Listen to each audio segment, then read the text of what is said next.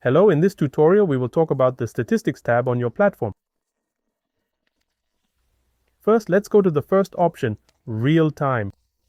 In this first tab, we have real-time access information, which you can follow through a geolocation map.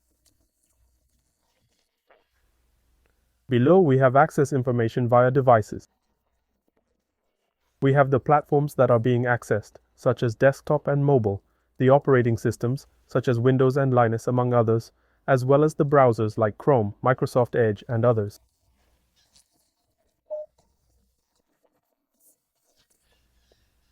And to export this information, just click here, choose your portable network graphics or portable document format, and confirm. Below, we have the Simultaneous tab. Here we have the simultaneous access graph by month. You can define a period right here and then view the accesses in the graphs below. First, we have information by month. Then, when clicking on the orange ball, we will have information on the days for that month. And by clicking on the day, we will have access information about the hours that were accessed on that day in question.